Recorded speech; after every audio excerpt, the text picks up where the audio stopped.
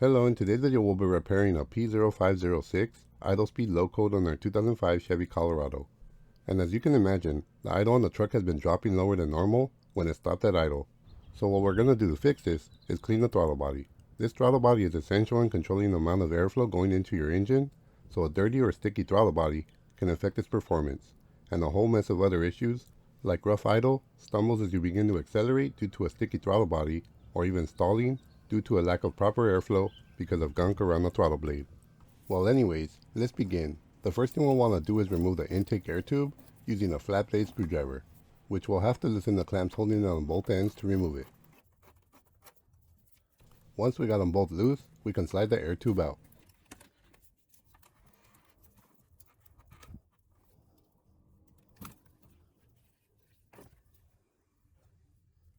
To remove the intake resonator, we'll need a 10mm socket to loosen and remove the two hold down bolts, and you'll also find that a long extension is also quite useful in this situation.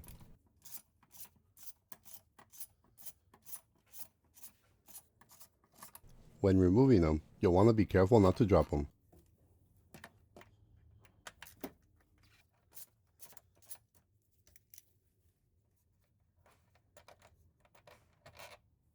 Followed by loosening the clamps on the intake tube, attaching the resonator to the throttle body.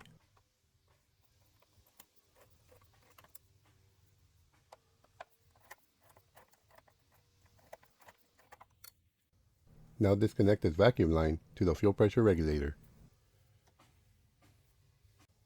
At this point, we can begin to pull back and lift up on the resonator box, but there will be one more hose to disconnect. So once you lift it up a little, you'll want to disconnect this hose before completely removing the resonator box.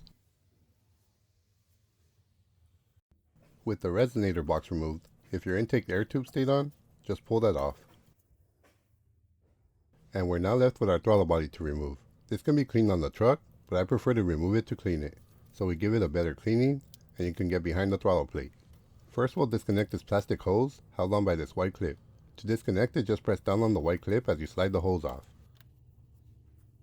Now to remove the throttle body, we'll use the same 10mm socket to loosen and remove the 4 attaching bolts. We'll start by loosening all 4 bolts and then remove them all.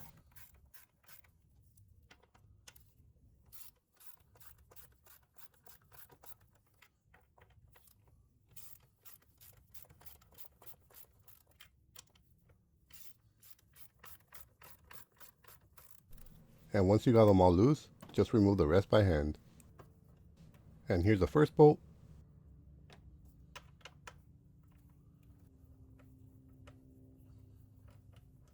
Second bolt.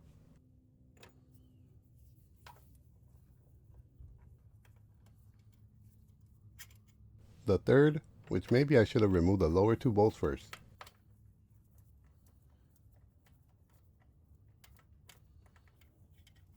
And finally the fourth. Now that we got it off, let's disconnect the electrical connector. We'll want to slide back the gray lock clip first, then we can now press in on the tab as we slide back the connector. And with that, our throttle body is off. It'll have this O-ring that you may want to inspect or replace, but if it looks flattened down in any way, it should definitely be replaced.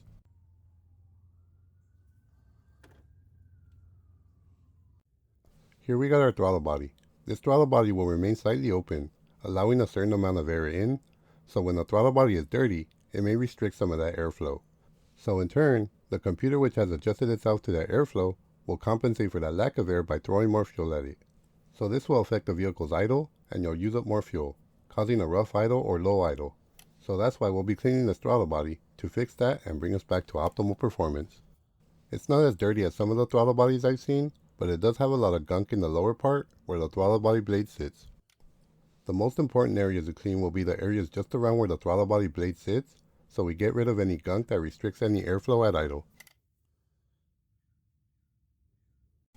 Now for cleaning the throttle body, I'll be using some throttle body cleaner and a detail brush. First I'll spray some throttle body cleaner and let it sit for a few seconds.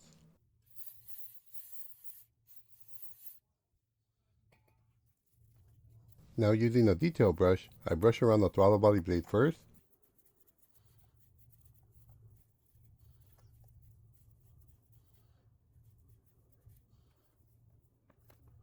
then you can either hold it open or put something like a screwdriver handle to hold it open for you, but it will get in the way.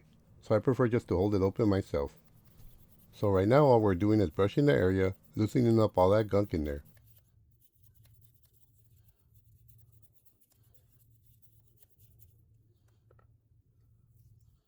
And if necessary, you'll want to spray a little bit more throttle body cleaner.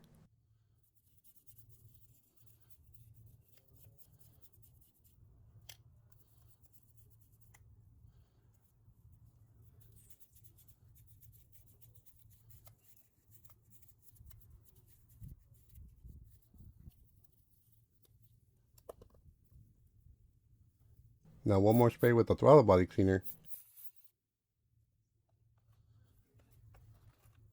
and using a blue shop towel, we'll wipe off what we loosened with the brush.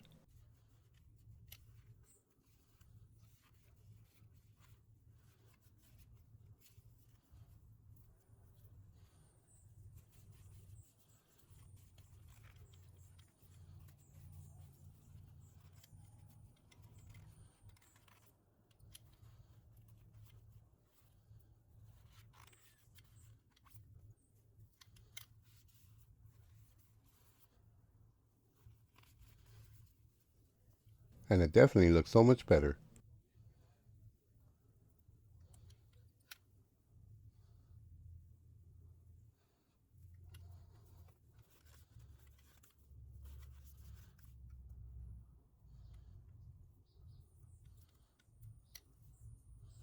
And if it's really got some stuck on gunk, I do prefer to use some of this gray Scotch-Brite. When using this stuff, I just cut a small piece because you won't need that much. And then spray a little bit of throttle body cleaner, and it should wipe that stuff off pretty easy.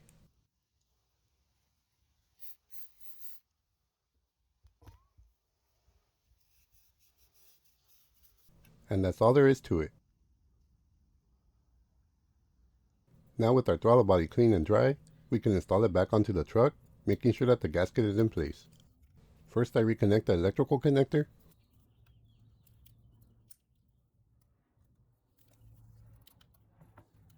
followed by the plastic hose. Just push it in and the clip will lock it in place on its own.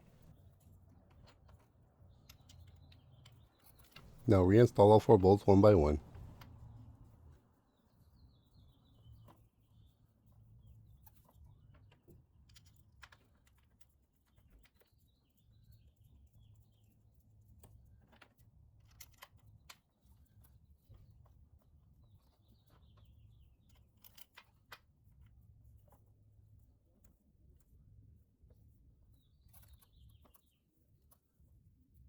Now using the socket with just an extension, we'll bring them down till they bottom out in a crisscross pattern.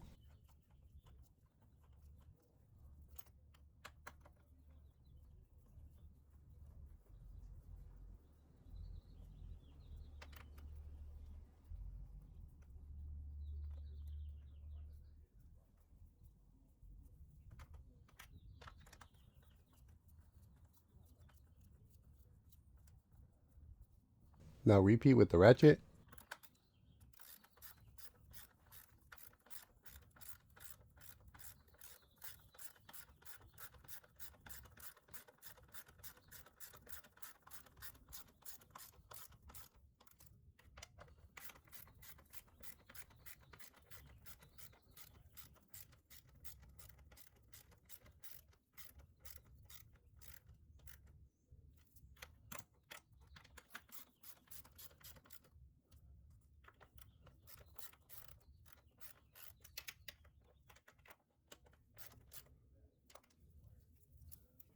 and now one final pass. We can tighten them or torque them to spec, which is 89 inch-pounds.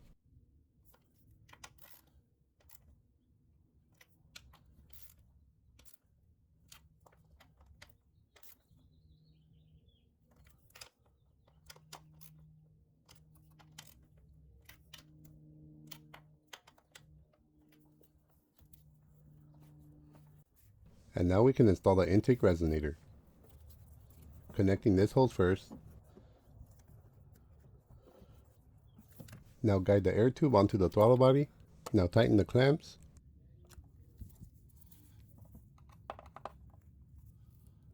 Connecting this vacuum line as well. followed by the resonator hold down bolts.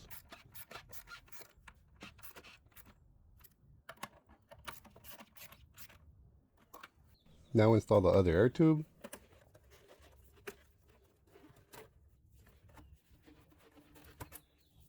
and then tighten the clamps. And finally the MAF sensor connector. Now we're ready for our startup. And right away I noticed that the idle feels stronger than before, but I'll let you know once the idle drops down. And to do an idle relearn on it is pretty easy. You'll want to start your truck and let it idle in park for 3 minutes. After those 3 minutes are up, you'll want to turn out the truck for a minute. And now after that minute, you want to start the truck again and run it in park for 3 minutes. Now after those 3 minutes, you can turn it off and the relearn is complete. And that's the procedure for GM trucks. Before I would notice that the idle would drop into the 500s, but clearly doing better than before, so definitely fix that issue. Now for other vehicles, the procedure is different. Like Dodge, you'll want to turn the key on with the engine off, and very slowly press the accelerator till you reach the floor, and then very slowly release the accelerator pedal till you're off the pedal. And now you turn the key off and it's complete. Now for Toyotas, you gotta turn the key on with the engine off, press and hold the accelerator pedal to the floor for 40 seconds, and then release. Well, that'll just about do it for this video. I hope you found it helpful and informative. If so, please click that thumbs up button to support my video and my channel. And please subscribe if you haven't done so.